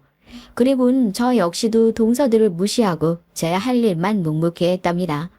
저녁 식사 시간이 되자 시아버지께선 제가 가져온 술을 꺼내시며 기분 좋게 한 잔 가득 마시곤 역시 가족끼리 모여야 한다며 호탕하게 웃으셨어요. 하지만 시아버지를 제외한 그 누구도 밝은 얼굴은 아니었죠. 남편은 딱딱하게 굳은 얼굴을 하고 있었고 서방님들은 피곤한 얼굴로 빨리 자리에서 일어나고 싶은 모습이었죠. 그리고 동서들은 새하얗게 질린 얼굴로 앉아 있었고요. 그래 둘째랑 셋째 내가 시킨 일들은 다 해뒀냐? 네, 아버님. 아버님 말씀대로 정리해뒀습니다. 내가 일을 시켰다고 불만 품고 헛짓을 한 건 아니겠지? 설마요. 아버님께서 시키신 대로 다 해뒀어요. 시아버지께서는 동서들의 대답이 만족스럽다는 듯 웃으시곤 저와 남편을 향해 고개를 돌리시며 폭탄 발언을 하셨죠. 정말 상상조차 못했던 말이었습니다. 그래, 그럼 됐다. 첫째야, 너도 이제 그만하면 됐으니 한국으로 들어와 살지 그러냐? 그게 무슨 소리세요? 들어와서 살라니. 어딜 들어와서 살란 말이에요? 뭐 어디긴 어디야, 이 집이지. 그만하면 대를 쌓이 노릇 충분히 한 것 아니냐? 그럼 이제 우리 집안 장남 노릇도 해야지. 와서 집안 사업도 신경 좀 쓰고. 저 녀석들만 가지고는 택도 없어. 시본서, 우리한테 그런 것이 남아있었어요? 여기저기 빚쟁이들한테 다 뺏기고 동생들이 겨우 지키고 있는 작은 공장이 정부로 하는데요. 너 알려먹게 누가 날려먹어? 나 아직 안 죽었다. 우리 집안이 얼마나 유서 깊은 집안인데 아직 멀쩡하다 이놈아. 그러니 장남답게 행동해. 됐습니다. 이 집 장난 그만둔 지가 언젠데요. 저 이 사람이랑 일본에서 계속 지낼 겁니다. 시아버지께서는 화가 잔뜩 나셔선 들고 있던 술잔을 힘껏 바닥으로 던지셨어요. 그러고 남편을 향해 밥그릇을 엎어버리셨죠. 순식간에 일어난 일이었습니다. 다들 숨죽이고 남편과 시아버지를 바라봤어요. 남편은 조금의 흔들림도 없이 시아버지를 바라보고 있었고요. 얼마의 시간이 흘렀을까요? 이윽고 남편이 더 이상은 이런 행패에 무서워하던 자식은 없다고 하더니 그동안 동생들을 그렇게 힘들게 하셨으면 적어도 양심은 좀 남아 있으셔야 하는 것 아니냐는 말을 남기곤 제게 나가자고 하더군요. 전 군소리 없이 남편을 따라 일어났습니다. 그날 이후 시아버지께서는 몇 번이나 제게 전화를 걸어선 당장 정리하고 한국으로 들어오라고 하셨어요. 네 남편이 그런다고 너까지 내 말을 무시할 셈이냐? 어디 하늘같은 시아버지 말씀에 토를 달아 토를 달긴. 아버님, 그래도 저희가 여기서 하던 일이 있는데 갑자기 정리하라고 하시면 저희도 힘들어요. 그리고 그이도 여기서 자리 잡았고 누구보다도 잘하고 있는데 무슨 수로 정리를 해요.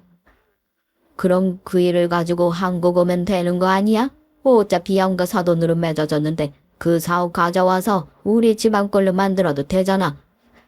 그게 무슨 말도 안 되는 소리세요? 저희 집안 사업이 왜 시댁 사업이 되는데요? 그럼 내 며느리 내 아들이 하는 사업인데 당연히 내 거지. 그만 좀 알고리고 시키는 대로 해. 시아버지께서는 일방적으로 무조건 다 가지고 들어오라고 하셨지만 저와 남편은 꿈쩍도 하지 않았어요. 시아버지의 재촉이 날로 심해졌지만 저희는 모르는 척하고 있었습니다.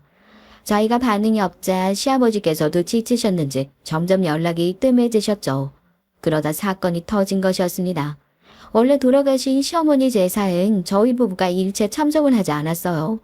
남편은 시어머니께서 자신을 보고 싶어 하지 않을 것이라고 했고 서방님도 굳이 저희 부부가 참석할 일은 아니라고 하셨죠. 그런데 시아버지께서 이번 제사엔 모든 가족들이 다 참석해야 한다고 하시더라고요. 공개할 것이 있다고 하시면서 말이죠. 당연히 남편은 우리와 상관없는 일인데 뭐하러 가겠냐고 했지만 시아버지께선 저희 부부와도 깊은 연관이 있으니 꼭 참석하라고 하셨답니다. 남편은 끝까지는 하지 않겠다고 고집을 부렸고 결국엔 저만 한국행 비행기를 타야 했죠. 시댁에 도착하자마자 전 무언가 이상하다는 느낌을 받았어요. 집안이 조용했거든요. 분명 제사 준비로 정신없이 바빠야 하는 상황임에도 집안은 고요하기만 했습니다. 전 동서에게 전화를 걸었어요. 동서, 어디에요? 지금 도착했는데 아무도 없네요. 아, 형님 오셨어요? 잘 됐네요. 지금부터 형님이 제사상 준비 좀 하세요. 우리는 못 가니까. 지금? 준비하는 건 상관없지만 갑자기 동서들은 못 온다니 무슨 소리예요? 무슨 일이라도 있었어요? 그동안 우리가 너무 몰랐던 거죠. 형님을 두고 왜 우리가 그런 허드렛 일을 했는지. 원래 그런 일은 형님 같은 반쪽짜리들이 해야 하는데 우리가 너무 착해서 바보같이 다 하고 있었지 뭐예요. 뜬금없이 이게 무슨 소리인지 모르겠는데 지금 어디에요 둘 다? 우리요? 우리 지금 동남아에 막 도착했어요. 허드렛 일 할 사람 따로 있는데 우리도 즐기면서 살려고요. 예정 같았으면 우리 집안에 발도 못 딛었을 사람이 맏며느리라고 온갖 유세는 다 떠는데 그걸 참느라고 얼마나 힘들었는지 알아요. 아버님 사랑 좀 받는다고 눈이 이마에 붙어서는 꼴 같지 않게. 동서, 선을 좀 넘는 것 같은데? 분명 경고했지. 말 조심하라고. 봐, 본성 딱 나오잖아. 어디서 얌전한 척 꼬리를 쳐서는 집에 개 한 마리를 키워도 혈통을 따지고 부모가 어떤지 봐야 한다고 하잖아. 개새끼도 그렇게 들이는데 하물며 사람을 어떻겠냐고. 반쪽짜리 주제에 어디 홀라당 재산을 다 가져가고. 야, 내가 집안 행사에 써준다고 참아주니까 눈에 보이는 것도 없어. 더 이상 참지 못하고 소리를 지르자 동서들은 낄낄거리며 웃더니 지금껏 자기들이 바보처럼 당하기만 했는데 이제부턴 저 혼자 다 겪어보라는 알 수 없는 말을 남기곤 전화를 끊어버렸습니다. 전 치밀어 오르는 화를 주체하지 못하고 혼자서 씩씩거리고만 있었죠. 막말로 저희 어머니 제사도 아닌데 제가 여기 있을 이유가 뭐가 있겠나 싶어서 바로 일본으로 돌아가기 위해 비행기표를 알아보는데 문이 열리면서 시아버지께서 들어오셨어요.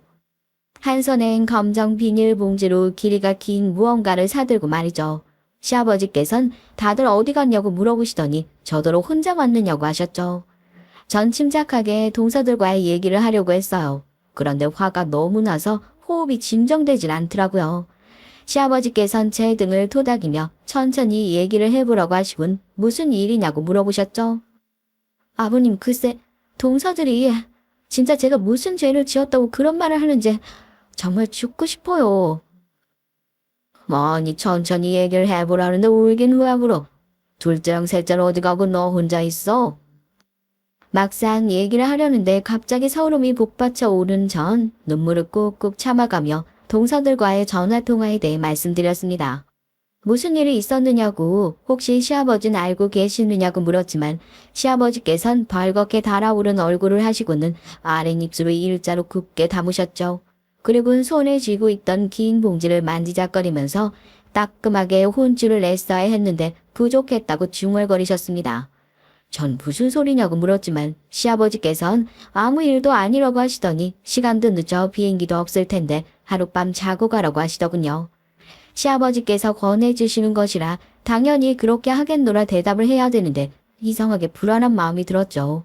그래서 전 근처 호텔에서 자고 일찍 비행기를 타겠다고 했습니다.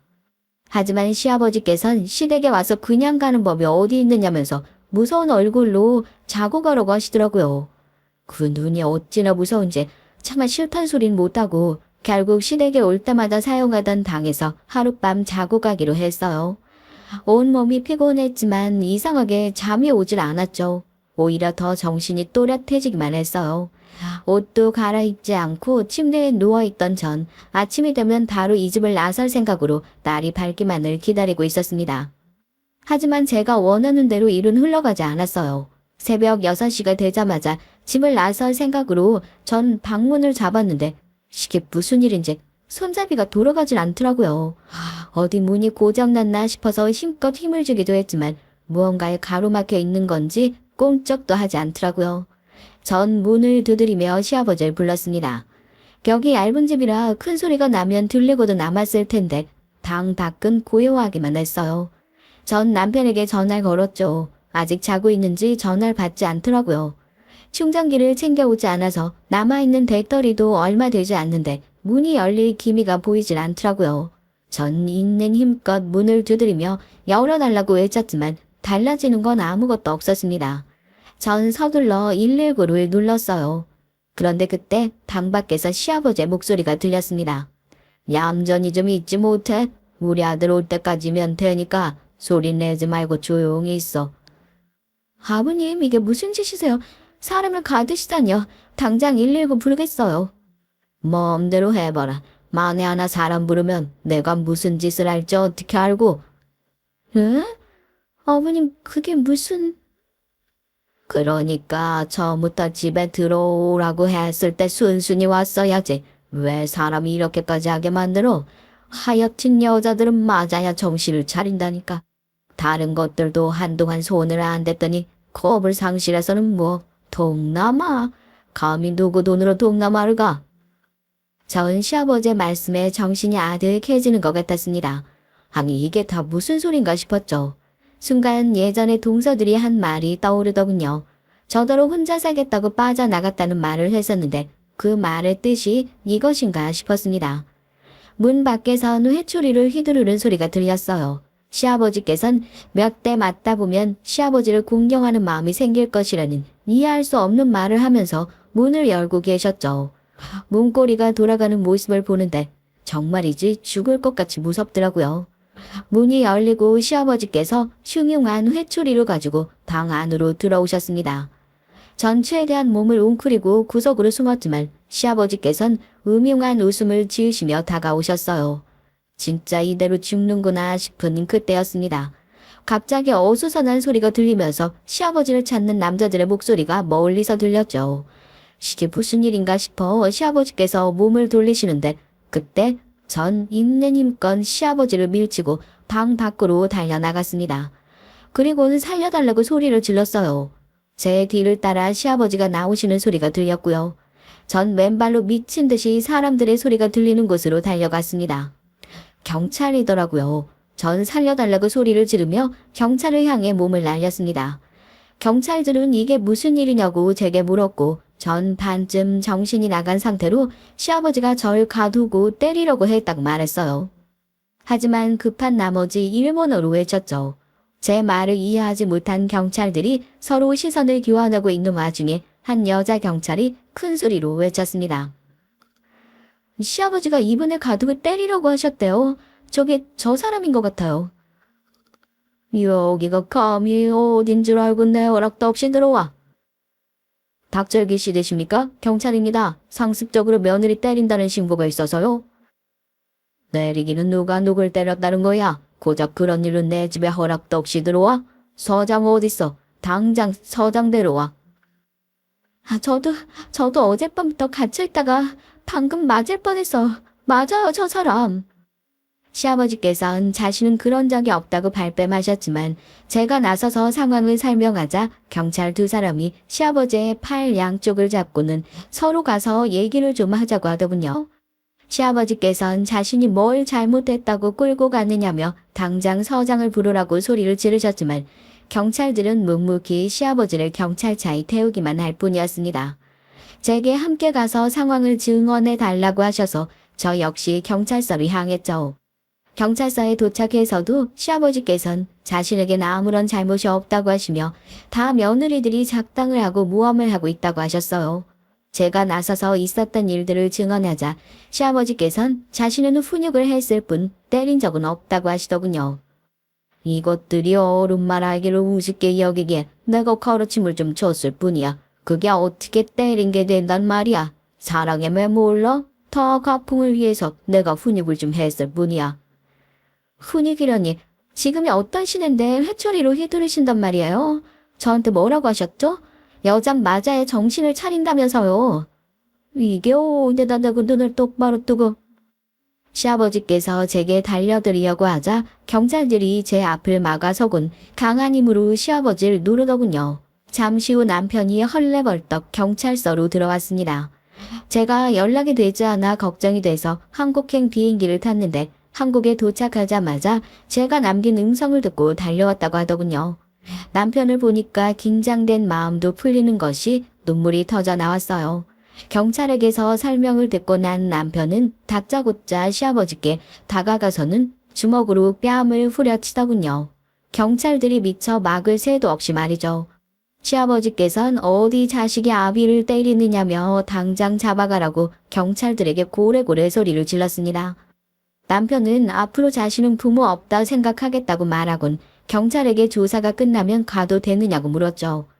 시아버지께선 당장 무릎을 꿇리지 않고 뭐 하는 짓이냐고 경찰에게 따졌지만 경찰은 그런 시아버지를 외면하곤 저를 보며 가도 좋다고 하더라고요. 일본으로 돌아오는 비행기에서 전 앞으로 한국엔 절대 가지 않겠다고 말했습니다. 남편 역시 이제 자신에게 남은 가족은 저와 저희 부모님이 전부라고 말했죠. 나중에 들었지만 시아버지께서는 수시로 동서들을 때리셨다고 해요. 그러면서 혹시나 동서들이 신고를 할까 싶어서 동서들 약점까지 하나씩 쥐고 계셨다고 하더라고요. 각자 사정은 있었지만 그 약점 때문에 맞으면서 아프다는 소리도 못 내고 있었는데 제가 시집을 온 것이었습니다. 하지만 전 한국에 있는 시간이 없다 보니 동서들처럼 맞을 일이 없었던 것이 문제였더라고요. 자신들만 당하는 것이 억울하기도 하고 제가 얄밉기도 하면서 저도 당신들과 같은 일을 당했으면 좋겠다고 생각을 한 모양이더라고요. 그런데 그렇게 못된 마음을 먹었으면서도 마음 한구석에 죄책감이라도 남았는지 결국엔 이 시아버지를 경찰에 신고했고 덕분에 큰일이 일어나지 않을 수 있었죠. 두 사람이 제게 반쪽짜리니 뭐니 하면서 상처 주는 말을 한 것도 다 자신들은 고통 속에 사는데 저만 멀쩡한 것에 화가 났기 때문이라고 들었어요. 어처구니가 없었죠. 시아버지께서 저지른 행동은 그뿐만이 아니었습니다. 막상 붙잡아 두고 조사를 시작하니 양파 껍질 벗기듯이 죄목들이 하나씩 드러나고 있더라고요. 동서뿐만 아니라 남편에겐 새어머니가 되시는 시어머니께도 암으로 돌아가신 것이 아니라 시아버지께 맞으면서 치료를 제때 하지 못해서 돌아가셨다고 하더라고요. 그때까지만 하더라도 시아버지께서 돈도 힘도 있으시다 보니 사람을 사서 없던 일로 수습을 하신 모양인데 이번 사건으로 그것마저 다 밝혀진 것이죠. 그것 말고도 시아버지의 악행은 끝도 없었습니다. 그중엔 저희 아버지와 관련되어 있는 일도 있었어요. 곧 일본에서 건너온 사업가가 여기서 자리를 잡을 생각이란 말로 주변 사람들을 현혹시켜 투자자들로 하여금 성금을 받아서 챙긴 혐의가 있더라고요. 그 금액이 억 단위가 된다는 소리에 진짜 기가 막혔죠. 아버지께선 자신을 그런 것에 연관시켰다고 분노하시며 시아버지께 피해 보상금을 받아내시겠다고 한국 변호사까지 준비를 시키셨습니다. 솔직히 처음 소식을 들었을 땐 제게 이혼을 하라고 하셨어요. 시아버지에 대한 분노가 남편을 향했던 것이죠. 물론 남편의 잘못이 아니라는 건 머리로는 이해하셨지만 마음으로 받아들이기가 쉽지 않았어요. 하지만 제가 임신했다는 사실을 알고는 결국 남편의 일은 넘어가기로 해주셨답니다. 원래 결혼 전엔 아이를 한국에서 키우자고 얘기를 했는데 이번 일을 겪으면서 도저히 한국에서 살 자신이 없더라고요. 여전히 한국은 제게 있어서 고마운 나라이고 사랑스러운 나라이지만 그 일을 겪고 나선 용기가 나지 않았죠. 시아버지의 그 흉흉한 모습이 자꾸 떠오르기만 하고요. 그래서 일본에서 아이를 낳고 키우기로 결정했답니다. 혹시나 나중에 우리 아이가 자라서 아버지의 나라, 외할아버지의 나라가 궁금하다고 한다면 그땐 마음이 바뀔지도 모르겠어요. 제 얘기를 끝까지 들어주셔서 정말 감사합니다.